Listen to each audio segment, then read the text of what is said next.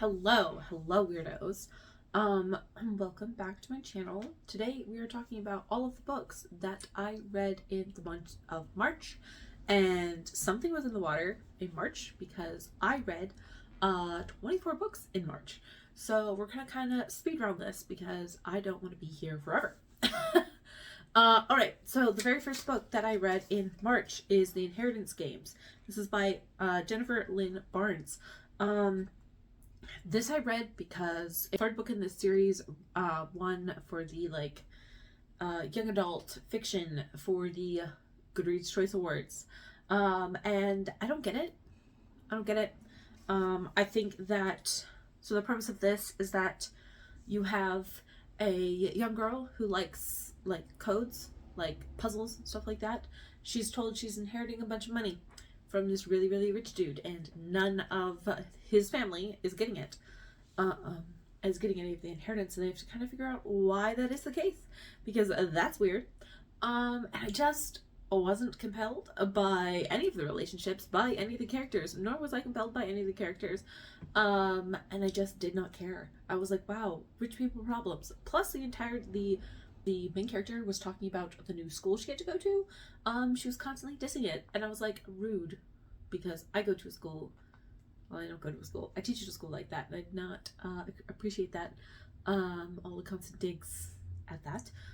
Yeah, I just didn't care. I was just like, I felt like all of the cousins, brothers, were all interchangeable, and none of them had unique personalities. And I was like, is this supposed to be like a romance? Because I do not care. So that's The Inheritance Games. Trying to speedrun this because 24 books. Right. So next book that I read is All That She Carried. This is a journey of Ashley Sack, a Black Family's Keepsake by Tia Miles. I loved this. This was really, really good. I loved the way that the author just broke everything down and really dissected what life was like for somebody who, for an enslaved person. And so basically the conceit of this is that there is a sack, and engraved in the sack is my great-grandmother Rose, mother of Ashley, gave this sack whom she when she was sold at age 9, yada yada yada. It was filled with love, always. May it be filled with love, blah blah blah. It be filled with my love always. She never saw her again. Ashley is my grandmother. Anyway, so it's inscribed, and that's an abbreviation version of what is on the sack. And this sack has been passed down for generations in this one woman's family, and I believe is now in a museum. And it kind of walked through all of the elements in that writing. There was a journey that you went on trying to figure out who exactly was Rose, who exactly was Ashley, and just digging through historical records. And that I found to be very, very interesting and very compelling, and I really, really enjoyed it. I'm very glad I read it. It was very, very good. The way that it's able to dive into the possible mysticisms or religions that enslaved people went through was very, very good. And what I also loved about this is that it never said it was this or it was that. It was said it could have been this, it could have been that, it could have been 10 other things. We don't know because we do not have records. And I really, really appreciated that, and that's something that I don't see that often happening in history nonfiction books.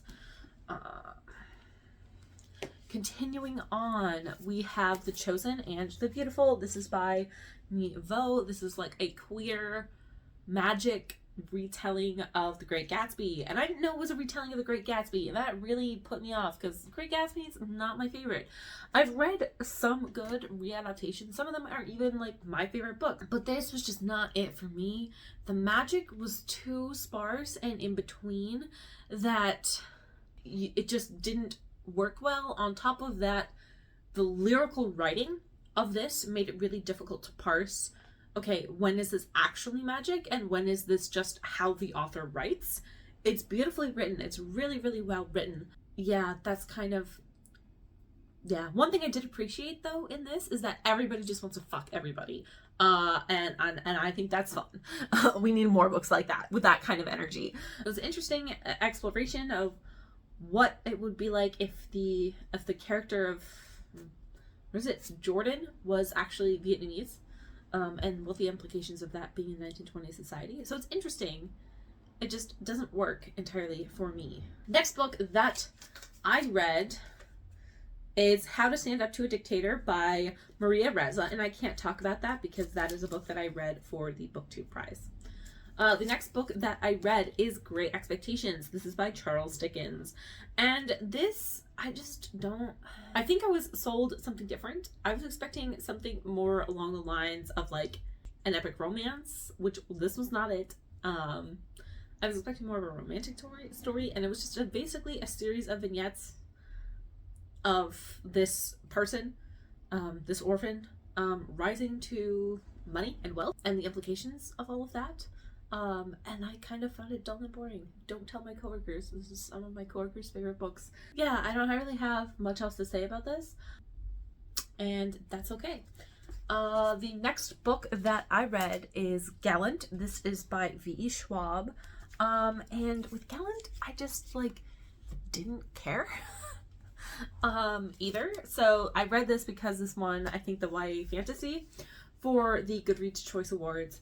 This is about a young orphan girl who thought she's been abandoned her entire life, gets this letter, and has this diary of her mother, from her mother's, and it has all these pictures, and it's very like mysterious, and it's like her mother goes like mad through the series of writing this journal. And then she gets a letter at the orphanage saying, hey, like, we want you home, come home, from her uncle. And so she goes to like this mansion, and stuff is weird, and she can also see dead people. And I just was like, what? The whole time I was like, I don't get this. I don't understand why. I don't care. I didn't care about her. Although it was interesting that she was mute. Don't understand why though. Not that like I need an explanation, but it was just kind of like, I just got a message from a friend.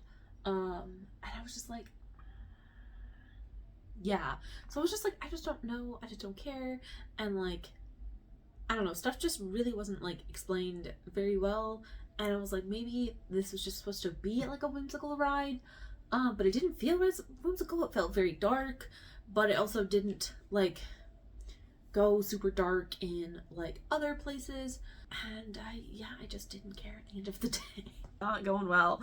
The next book that I read and that I finished was I'm Glad My Mom Died by Jeanette McCurdy. And this, wow, I read this so fast.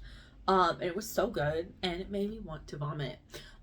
Just because of the way that Jeanette McCurdy was treated.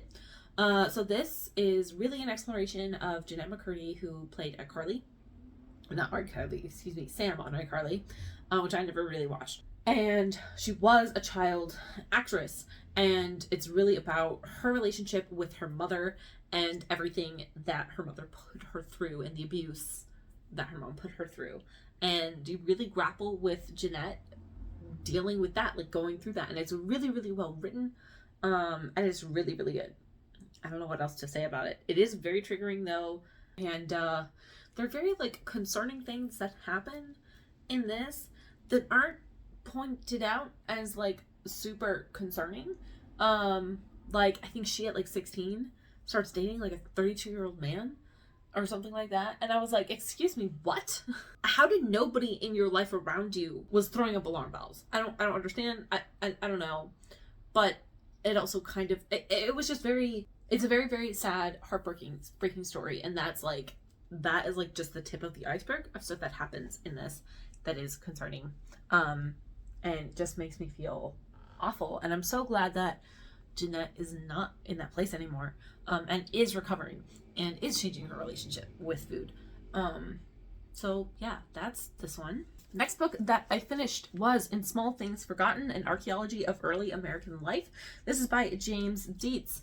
And this was one that my students had to read if they were taking the archaeology course. And as I was reading this, I was like, wow, this is real nerdy. because like it's going in and it's talking about like sediments, and it's talking about the shifting process, and it's talking about finding artifacts and all of this stuff, and it's just very, very, very archaeology nerdy, which makes sense. And I was just like, wow, I'm really enjoying this book, but this book is hella nerdy. And I was like, of course I enjoyed this book because I had a major in anthropology, but wow. And it talked, like, the title comes in Small Things Forgotten, comes from the idea that there are things that we leave behind that are relatively minuscule and not important and are often forgotten things, but those things can often be the things that are the only things that are left over, and we have to take these things and kind of form what life could possibly be. I don't know, I quite enjoyed this. I really like this. This is a very nerdy person talking about historical anthropology and historical archaeology. And what that process is like. I'm trying to see where the book chapter titles. And I do really appreciate that it doesn't just focus on like settler colonial experience. It also talks about the diaspora of what was life really like. So it does talk about like slavery and that the whole archaeology that goes into that. So yeah, I just really enjoy excuse me. I really enjoyed this, and I thought that this was very fun. The next book that I finished that I kind of wish I'd put down was The Girl Who Kicked the Hornet's Nest by Stieg Larsson, and this is the third book in the series, and I wish I'd stopped. I wish I stopped after book 1, because I just fundamentally don't really care. There was a lot of stuff that were happening in this book that I was just like, I don't care. I do not care. I think Elizabeth as a like character and dealing with her is really interesting. Everything else in this I did not find interesting. I do not find like crime things in my literature very compelling at all. Not very interesting at all. The part that did save this for me, though, was the trial. There's a trial in this. That felt very cathartic. I really liked reading that. Everything else, the rest of the, like, 300, 400 pages, I did not. Yeah, I was like, this book is really long, and it doesn't feel like it needs to be this long. I think that this series could have ended at the first book. It did not need to be more. I kind of read this because the second book ends at like a cliffhanger, and I was like, okay, I kind of like want to get like, you know, closer to the cliffhanger. And I wish I did not read the second book. I don't know what I'm gonna do with these yet. These are not my favorite. They're not awful, they're not terrible, they're, you know, they are what they are. They're just not for me. At the end of the day, they are just not for me. So that's this one. Moving on. The next book that I got was Hell Followed With Us. This is by Joseph Andrew White, and I got this a while ago, not a while ago, like last year, on a bookseller's recommendation, and then one of my students was just like, you should read this. This is very good. This is, you know, about queer people in an apocalypse and the end of times type scenario. And I was like, okay. And the main character is a trans man. And I was like, okay, so I have this, I should read this. And then I read this and I was like, yeah, this is really good. This has got like the type of like if you have religious trauma and you're queer, this will feel very good to read, because there's a lot of just wanting to murder religious people in this, and specifically this weird mashup of like Christianity, this neo-Christian fascist evil people. And it feels very fucking cathartic to read about children murdering them in brutal ways, and it's wonderful. Which sounds very, very antagonistic, but it is, you know, it is not written for those people to enjoy. It is written for people like me who are mad and who are angry and who have anger towards Christianity for how we have been treated and how we have been turned into monsters. It's a whole metaphor. And how we are abused, and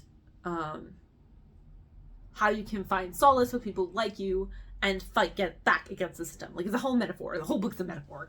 And I think it works really, really well. So you have this trans man who's the main character, and he is considered a seraph, which means that he can control monsters. And he has been forced to become this way, and he will slowly turn into a monster himself. And he's kind of seen as like a religious figure in his super like crazy like neo-Christian thing, like community. And he escapes because he's trans, and they are constantly misgendering him and being evil to him, like not treating him well. So he escapes, and he finds this group of young people who have all found safety and this LGBTQ like organization. So they're living there, and he seeks refuge with them. Lots of gore and body horror happens. It's gross to read, but is very good. So yeah, I really enjoyed this. Solid book. The next book that I finished was His Name is George Floyd by Robert Samuels and Toulouse Oripunipa. And I can't talk about this one because this is also a book for the BookTube prize. The next book that I finished was The Office BFFs. This is by Jenna Fisher and Angela Kinsley, and this I found to be very fun. I wasn't expecting to like it much, and I really enjoyed it.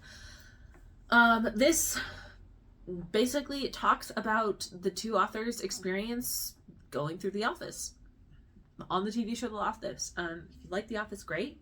I like The Office. I watched all of The Office. I'm not like a super fan or anything.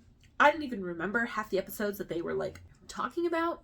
But I found that it was a fun romp, and I read it because it won the humor category for the Book Goodreads Choice Awards, and I didn't find it too funny. I thought it was good, but I didn't think it was funny. Yeah, there you go. The next book that I finished was Neon Gods by Katie Robert. And this is a Hades and Persephone retelling. And it has smut in it. So, what do I want to say about this? I enjoyed this. Both of the characters are very bisexual, and I like that a lot. When I found that you figure out Persephone is bisexual first, and I was like, oh fuck yeah, and then you figure out Hades is bisexual, and I was like, fuck yeah. So, oh, my hair just wants to stick up in all of the different ways.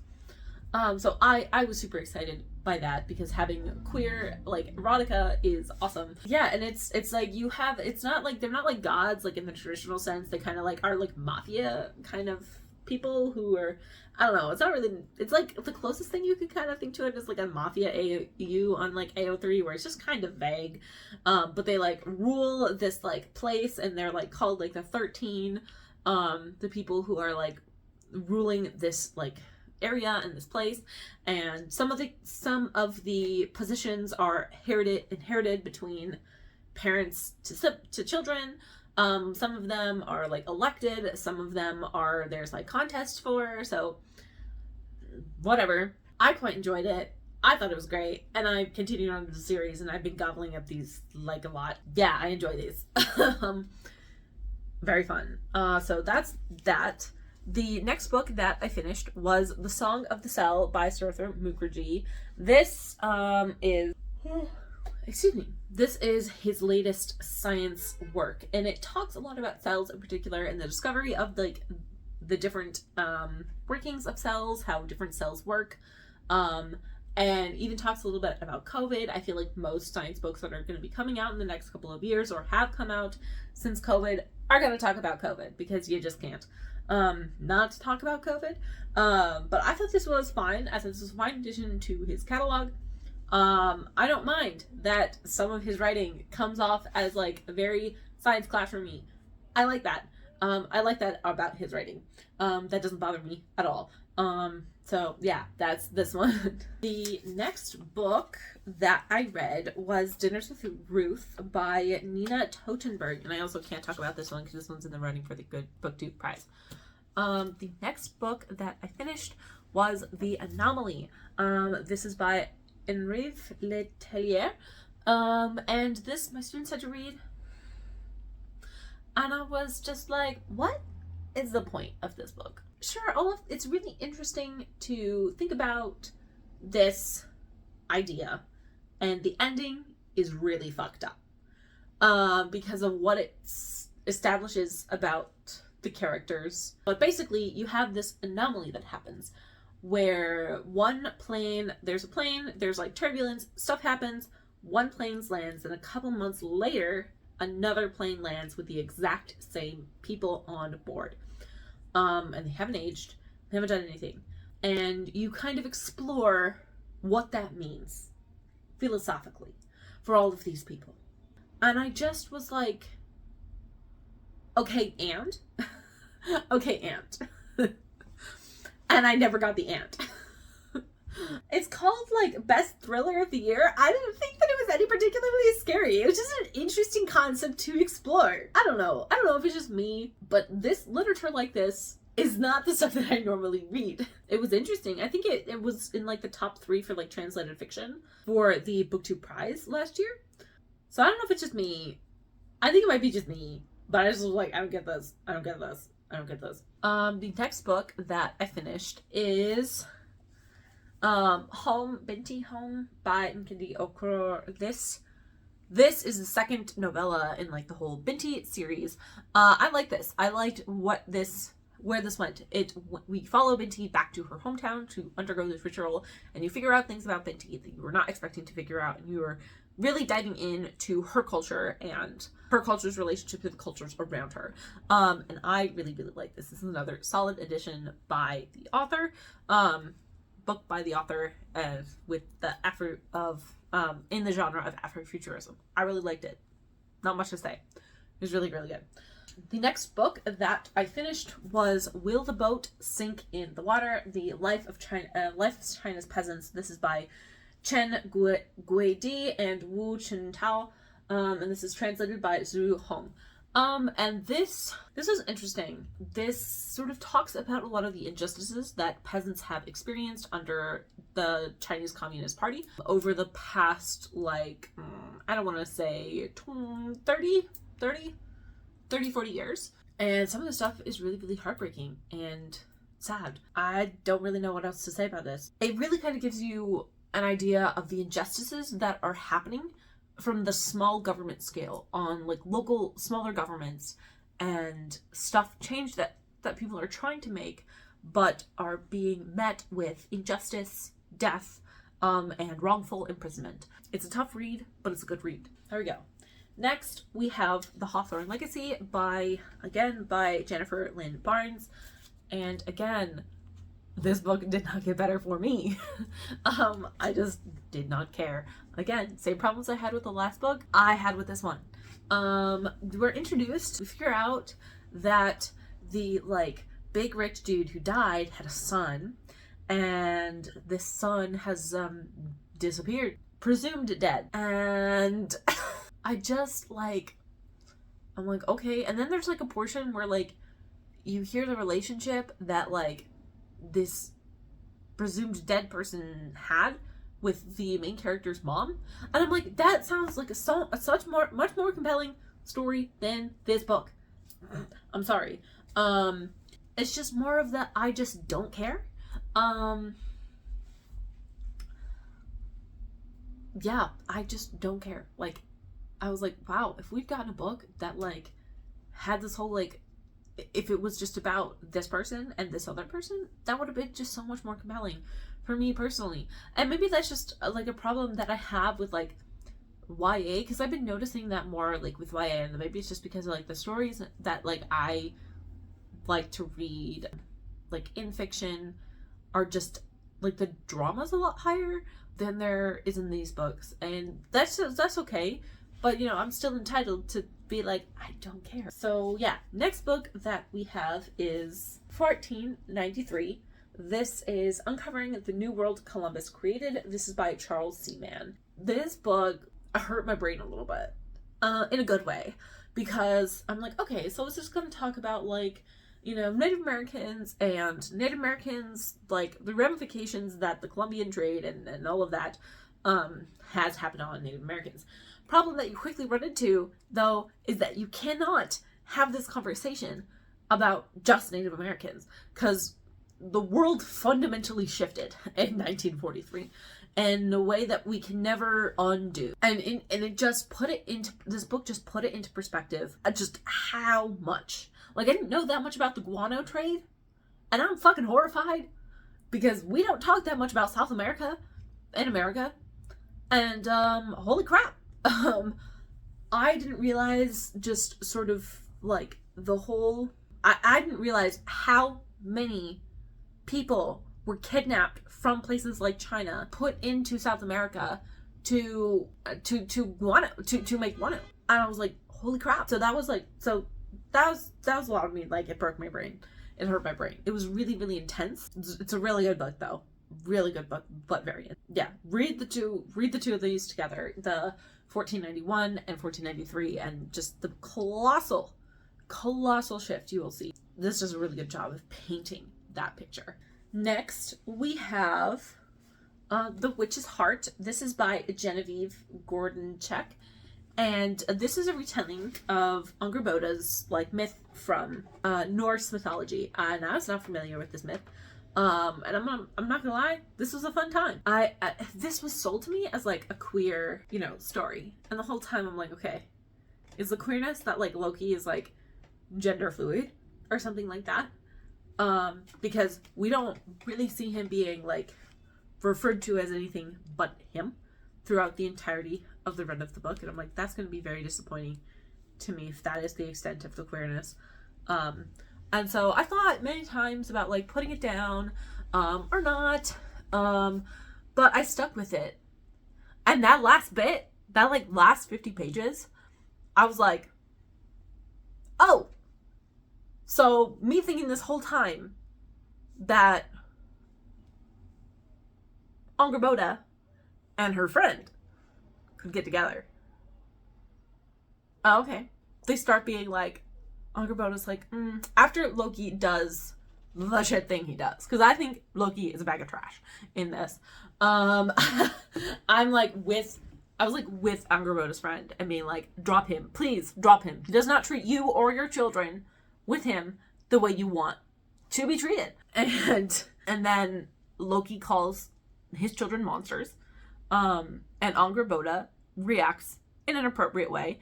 And I was like, yes, I would do the exact same thing if my partner called my children that we made together monsters. I would do the same. Anyway, I just really enjoyed the whole queerness of this, and I was very happy. And I was like, when everything started happening, when it was like confirming the queerness in this, I was like, oh my god, I cannot scream. I'm like on public transportation. I cannot do this right now.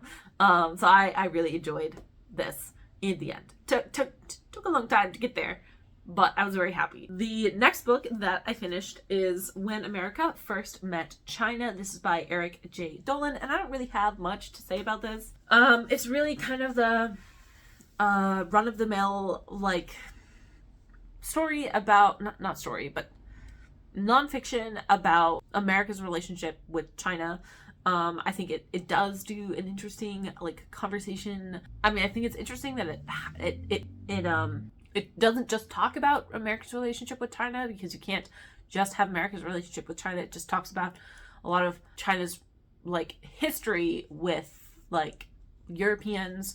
So it covers a lot, and it covers a lot of history that isn't normally talked about, and for that I think that's really cool. But other than that, there's nothing necessarily really special about this book.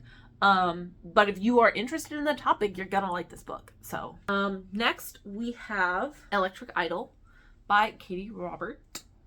This is the second book in the, I don't know, what do they call this? Like Dark Olympus trilogy? When I figured out there was going to be like 10 of these books, I was like, okay, like, there hasn't been a great track record in the past with like romance books like this, because I kind of feel like they tend to recycle the same ideas over and over. But this did not do this. This was marriage of convenience, forced marriage, not forced marriage, but marriage of convenience type of thing. And this is a retelling of Eros and Psyche, where Eros is like the enforcer, like a mob like enforcer person, and Psyche is a plus sized woman. I enjoyed this as well. I really like this. There's not much to say about this. It's boding well. I finished the third one in this series, so they're all very different, and I'm liking all of them. So I just want Katie Robert to like finish writing these so I can finish. The very last book that I read this month, running out our count at 24, would be A Venom, Dark and Sweet by Judy Eileen. And this is the second book in the series, and I was just disappointed. I don't know what went wrong, but I just really had a hard time like connecting to any of the characters. And I just wound up not caring by the end and was not invested, and it made me really sad because I wanted to really like this book series, and I didn't.